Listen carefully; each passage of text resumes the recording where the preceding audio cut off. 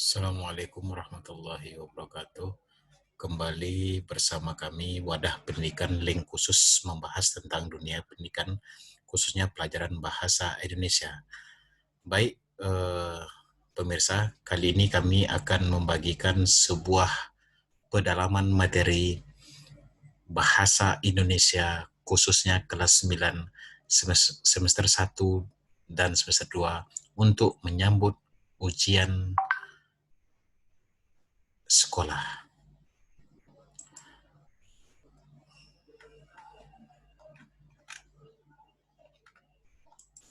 Yang pertama, teks laporan percobaan.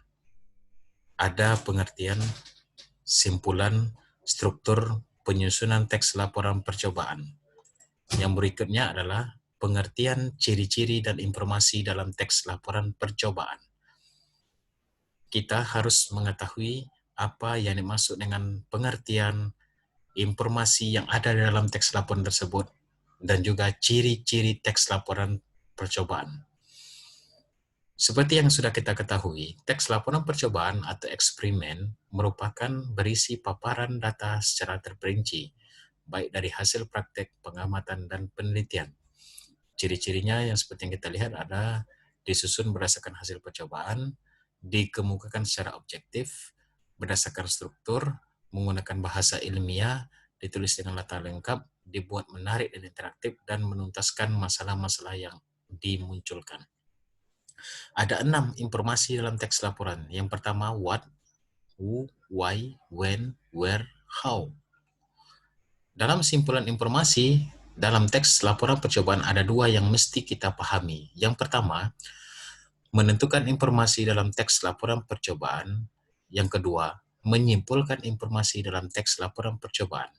Ada 9 langkah-langkah dalam menentukan informasi, seperti yang sudah kita sampaikan sebelumnya. Yang pertama, judul,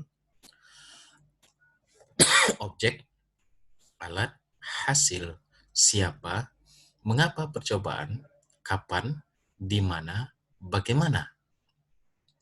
Setelah kita memahami tentang informasi, menentukan informasi, kita masuk ke dalam menyimpulkan informasi dalam laporan percobaan.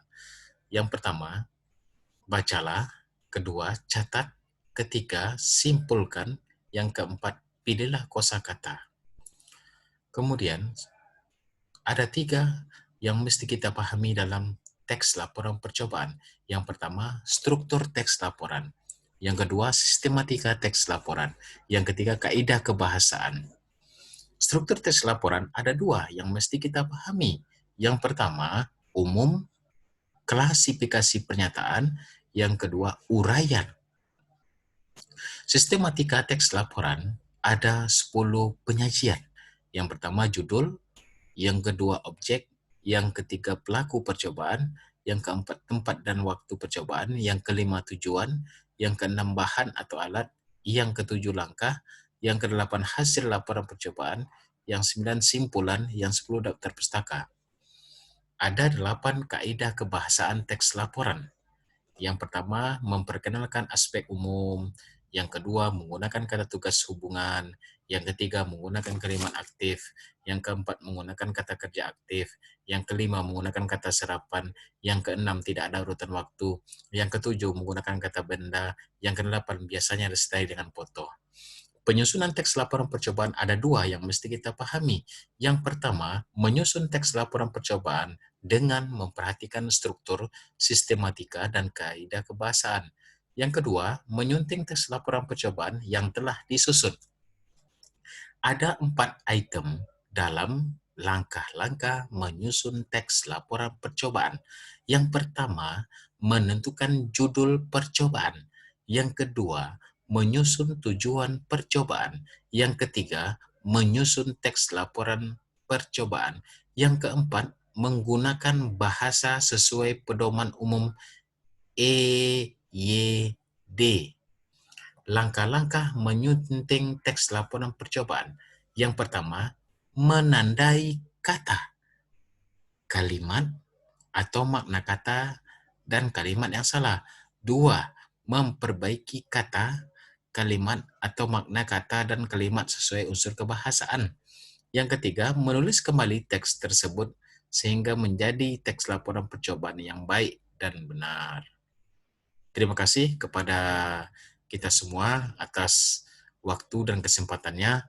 Mudah-mudahan kita semua diberkahi oleh Allah Subhanahu wa taala dan selalu dalam perlindungannya.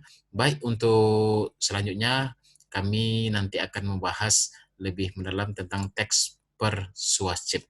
Demikianlah. Assalamualaikum warahmatullahi wabarakatuh.